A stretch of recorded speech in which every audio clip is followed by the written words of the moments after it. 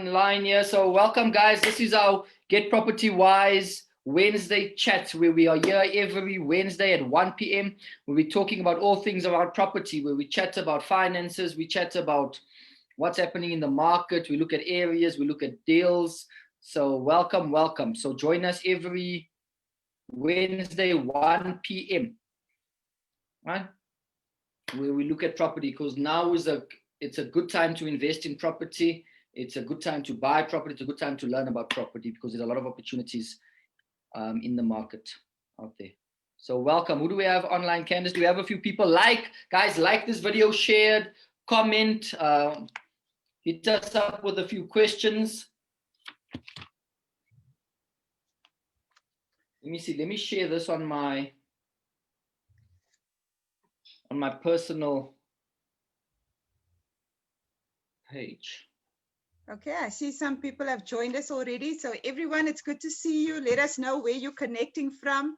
As Leroy said, also share the page, like it. We're going to be sharing some good information today that's really going to help you in the area of financing your deals. So some good information. Make sure that you share this now, and yeah, just connect with us and tell us where you're connecting from. Share with us where you're connecting from. It would be lovely to hear from you. Where in South Africa, outside of South Africa, and yeah, just share with us. It would be good to hear from you. So today we're going to be talking about creative finance. Hey, which is an exciting topic. I think, and this is where most people are stuck, Candice. This is where most people think that they need a lot of money to get started in property. But once you start learning about the options, the different financing options out there, and once you start learning that you don't always have to use your own money, whether it be institutional money, private money, government money, that you can use other people's money, but obviously, and I think that's where a lot of people are stuck. So I think this is going to be a good session. For sure, I agree with you. And as you said, the opportunities are here. So it's important for people to know that if they are stuck on the finance side of things, you know, there are ways that they can work around that particular situation. And we're going to be sharing some good ways with them today. So that's good. I'm just trying to see if there's more people that have connected with us. So thank you, Virgil. Thank you for joining us. So Virgil is already connected. Katri, awesome. Thank you for joining us. I hope I pronounced your name correctly. Katri has also joined us. Where do you see? I only see Virgil, so I'm trying to see what else is online. If you're going to the watch party. Oh, no. I haven't started a watch party. Okay, so it's good. But I think let's get into it. Remember, everyone can share their comments with us later or their questions, and then we'll answer it at the end. Okay, so I think, ladies and gentlemen, when you're looking at financing your deal, you need to look at the different options that you have. Now, firstly, you have your institutional financing, right? Now, for institutional finance, you need to be a bit more formal, right? Institutional are your banks, your bridging finance companies, your government financing. So those are some of the opportunities. Now, what we're going to do today, we don't have enough time. There's about over 20 to 30 different ways of financing a deal. So we don't have enough time to go through all of them. So what we are going to do is for those of you that are subscribed to the Property Pick platform that are investors, what we're going to do is we have our monthly support webinars where we'll be going through we'll be going through the details, the 20, 30 different ways of financing your deal. So today I'll cover about 4 or 5 on the institutional side, and Candice will cover about 4 or 5 on the private side. So on your institutional financing, right, there's as I said, there's so many ways, but one way is you can finance your deal through the banks, your different banks. Now, guys, there's most people just know about the 4 or 5 banks, your Nedbank, Absa, Standard Bank, what's the other one? FNB, and then you find SA Home Loans, right? So those, but there are 52 banks in South Africa. Now, some of them focus on inner city buildings, some of them focus on commercial. So we're not going to look at that for now. So your 5 banks, right? But what they will look at is they look at your affordability and they look at your credit score. So the first thing that we want to say is when you want to finance a property through the banks is that firstly know what your credit score is. So go pull a credit report on yourself, and then they look at your affordability, your income, or whether your current salary will be able to pay for the bond. Okay. Now, what you can do with that is you can potentially get a pre-qualification. If you go to the Property Pick website, you go to the homepage, we've got Uber, who's a bond originator there. Click on the link, pre-qualify now, and go and get a pre-qualification to see how much you can currently qualify for. So that's number one. So those are your banks, right? So you can finance your property, your investment property with a bank, and your tenants will pay off your bond, pay off your other expenses, and then you'll get a cash flow. Okay. You also get how you can also finance a deal. Now, you obviously need to be educated and know how to do this right. So don't do this without help. You can use your credit cards. If you don't know what you're doing, it can be dangerous because you need to pay back the credit card. You guys with me? So we don't call them credit cards anymore. We call them investment cards. So you can use that to finance a refurbishment. I've bought a property at a sheriff auction with a credit card before. So you can use your card, but you need to be sure and be careful that you'll be able to finance that card for the period that you've used that money. Okay, so credit cards are good if you need it for a refurbishment, if you need it for attorney fees, if you need it for deposit, you can use that, but just make sure that you'll be able to finance the monthly payments on that. Okay, so I have bought it on credit. I'm not saying do that. I'm saying first maybe subscribe to the platform in our monthly webinars where we talk about these things, and we want to show you how to do it safely. Okay, so credit cards. You also get government grants. You get your GPFs, your NEFs. You get a lot of government institutions that fund property, mostly affordable property. But obviously, with governments, you need to contact them. That takes long. The process takes long. Candace knows she's gone through a process of government funding. She knows, she can tell you more about it. I think it took 2 or 3 years to get that. But that, how much? 18 months, almost 2 years. Almost 2 years. So it's a long process, a lot of documentation, but there are opportunities to do that as well. And then another way that you can also finance a deal is, let's say you have equity in your current property. So you bought your property for $1 million, you've paid down 500,000, now you've got a 500,000 in that property. So what you can do is you can access that 500,000, use that money to either buy a property and then buy it cash, get the rental from it, and the rental pays off that extra amount on that property. Okay, do you guys get that? So let's say you've got equity, call it equity release access bond. You take the money, the equity in that property, you've worth $1 million, you've paid off 500,000, you access that other 500,000, you buy a property, and you use that property to pay off that amount. And now you've got your property and you've got your investment property. Or let's say you take that 500,000, you buy a distressed property, you fix it up, you flip it, you put the 500 back. Let's say you made 100, 200,000 profit, and you take that out of there. Okay, so then you find places like, and I use this often because I use them a lot, like Tough, who looks at inner city buildings and stuff, and they look at more at the deals, right? And they look at you, but they look if the property can repay the loan, okay? And if you will be able to manage the loan. So there are, as I said, there are a lot more. I'm just looking at 4 or 5. Your banks, which there's a lot of banks that finance on different type of properties.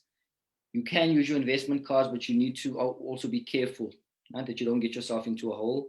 Your government grants, your access bonds, and maybe just there are other banks as well that do things similar to Tough.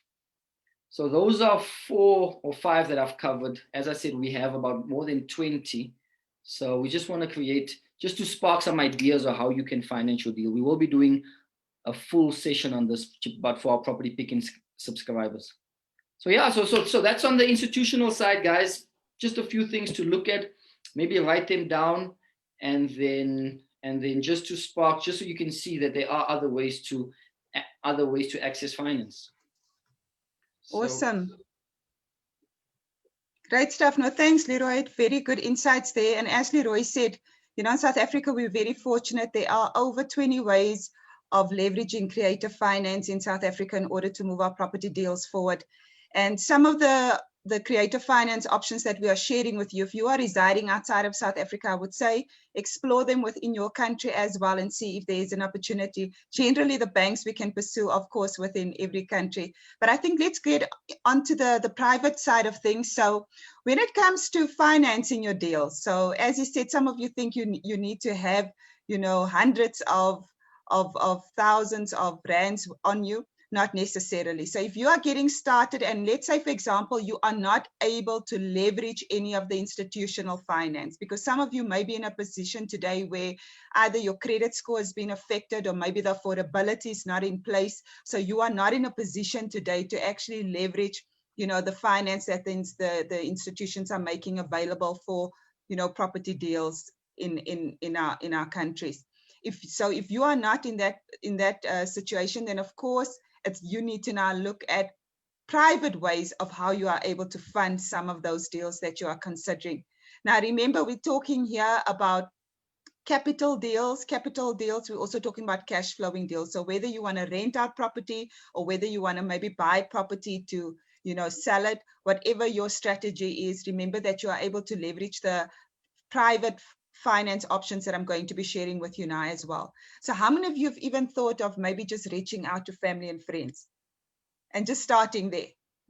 So instead of now trying to beat yourself up because you don't have access to the funds or you don't have the funds, why don't you think of family and friends? So that's one way of also leveraging private finance, is by tapping into our family and our friends. But one thing that I must just guide you on as far as family and friends are concerned, and in fact, anyone that you are going to be potentially pursuing, it's important to make sure that you know what you're doing.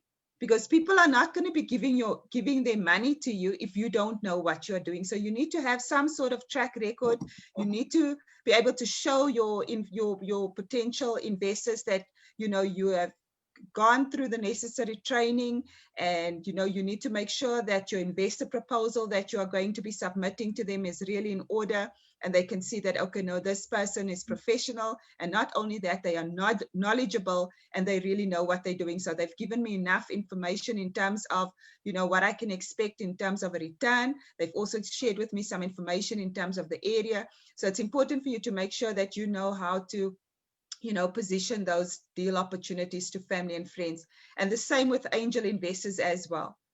So I've also done deals where I've worked with angel investors, and what I needed to do was to make sure that I presented the opportunity to them in such a way so that they are able to understand the opportunity, and so that they also know what type of return they're going to get on it. And remember, like I said, you must have a track record, and people should know that they can really trust you, as they part with their money into these opportunities that you show them.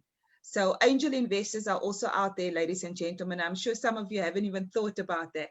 There's also what we call joint venture agreements, where you are also able to do a joint venture. Let's say, for example, you may have some of the funds, maybe you've got it through savings, or maybe you've inherited some funding, and it's not enough for you to actually go into the deal. You can also consider a joint venture agreement, and that is just an agreement with another investor as well, or it could be more than one investor. So it just depends on the particular deal that you are structuring.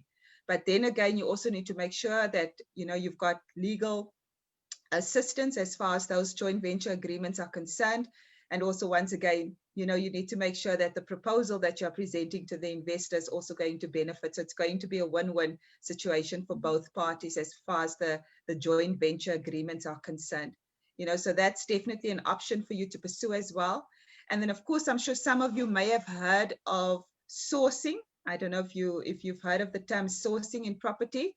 Well, that is really where you find let's say, for example, you have access to multiple investors, okay? Maybe you're part of a property network, or maybe you've attended training and you've been able to tap into, other investors as part of that particular platform. So now you've got access to investors, okay? The other thing that you need to understand when you want to leverage the sourcing finance option is that you need to know what are your investors looking for. Okay, so you need to understand what their financial needs are, and of course, which strategies they would consider. Do they want to generate monthly profit income through their property deals, or are they looking for monthly, profit income in terms of letting out property and then of course generating profit income through that? So you need to understand what they are looking for. Once you understand your investor's profile and you know what they're looking for, now you are in a better position to try and find the deals that will be generating the income that they need in order to take care of their financial goals. So what you can now do is you are now able to find deals for investors, pass it on to them, and then you're able to charge a referral fee as part of that particular transaction. And that's really what sourcing is all about in a nutshell. And many of you may have people in your own network today that you haven't even leveraged for any potential deals that you are considering, or you haven't even thought of passing on any deals onto them. And remember, you are able to then also generate a fee as part of that particular transaction. So like Leroy said, of course, we only have a short time with you on our Wednesday chats. We don't want to consume too much of your time. But for those of you who are really interested in learning more about creative finance and how you're able to leverage those the different types of finance, we've got our monthly webinars, which we've made available for all our investors. So you're welcome to subscribe. And of course, once you've subscribed, there's an opportunity then to connect with us on that particular platform as well. But I think for today, between the institutional and of course the private, I think some of you have maybe heard some new ways of how you're able to move your property goals forward. So if you've got any questions for us, please do put it in the comment box, and let's answer some of those questions. Okay, so I've got a question from Virgil. He's asking me about what I've just shared now on the angel investors.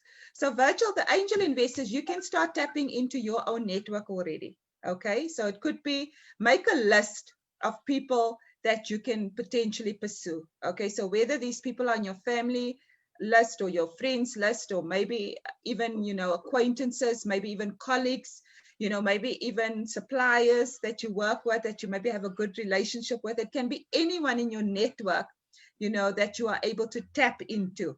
Okay, and you could even talk to your own network and ask them, do they know of any people within their network that would be interested in looking at property deals that's able to give them a good return. So make sure that you tap into who you already have access to. And then based on that, like I said, it's important for you to know how to do an investor proposal, because that investor will need to see some sort of positioning. They're not just going to part with their money if they don't know what they're investing it to. So you, the investor, first need to know what you are doing before you can get angel investors involved as part of your deals. So I hope that answers you, Virgil, from that perspective. Do we have any other questions, Leroy? No, nothing from my side, but thanks, Candace. I'd just like to add, listen, when you're working with family and friends or JV partners or angel investors, then still keep it safe and keep it legal and keep it professional, right? So you still want to have all the legal documents, whether it be your friend or your family. Still make sure that there's a legal document in place with an attorney that protects both of you. Make sure that you're professional. You have a financial proposal, which, as we said on our support webinars for Property Pick, which we have with our subscribed investors, we will also show you how to do a financial proposal on there. And yeah, make sure it's safe and legal. And I think what is good with this is that, as I said in the beginning, a lot of people think they need the money, but no, but you just need the knowledge about property, and you need the knowledge of how to access these funds. Okay, so, and sometimes it doesn't take your money to do the deal; it just takes someone else's money to do the deal. Candace, which one?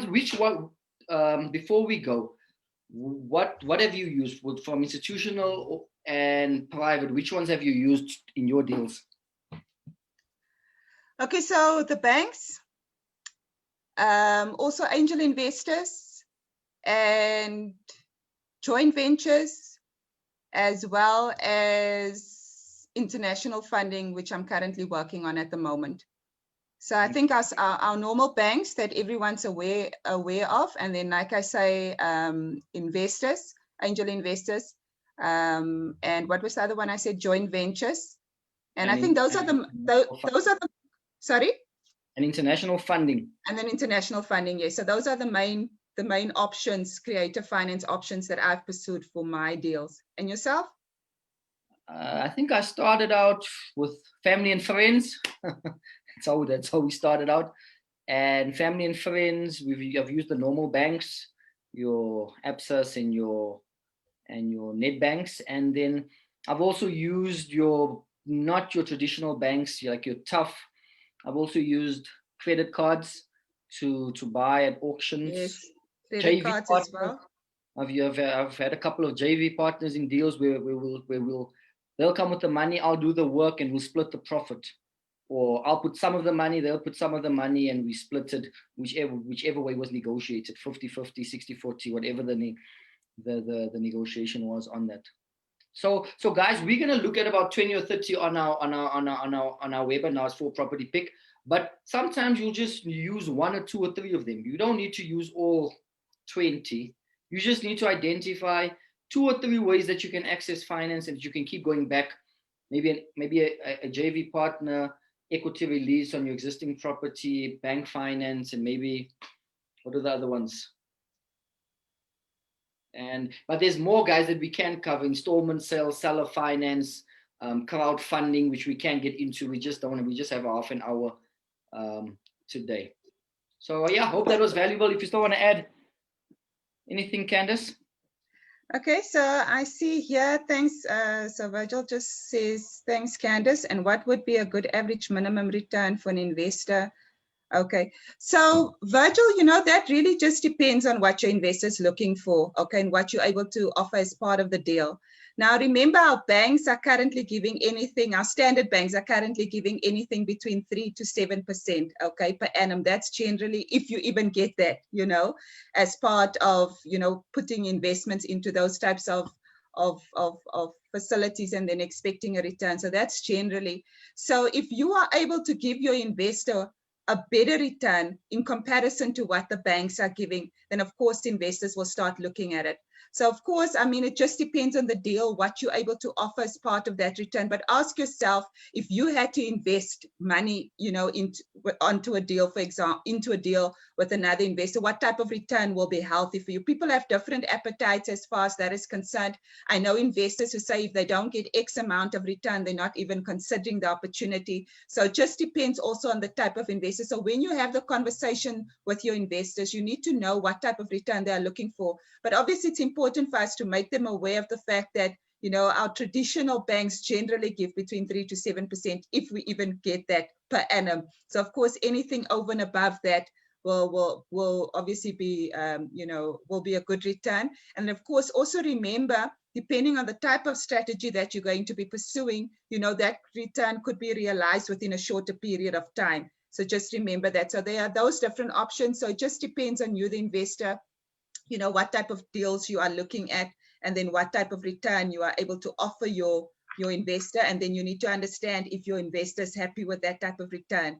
Okay, so as you can see, there's some work that needs to be done on both sides, on your side, as well as also understanding your investor profile and making sure that you're able to, bring some good deals or good opportunities their way. Okay, so I think that covers it, everyone. And Virgil, I think you're also part of our platform, if I remember your name correctly. If you are part of our Property Pick platform, of course, there's an opportunity for you to connect on our monthly webinars.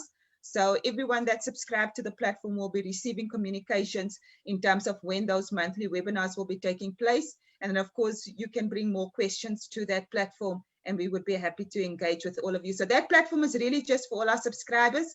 Leroy and I have, at this time, we have set the time aside to assist all our investor subscribers. And there's an opportunity then for you to engage, and we will obviously share our knowledge and our experiences with you in order to help you move those property goals forward. So I think that covers it from my side, Leroy. Thanks, everyone. Thanks for your time today, and happy investing, and I'll see you soon. Okay, guys, Candace, before you log off, let me just let you know, guys, for those of you that need to sell your property, we've got a free listing on Property Pick. No cost. Go list your property for free. Yes, for free.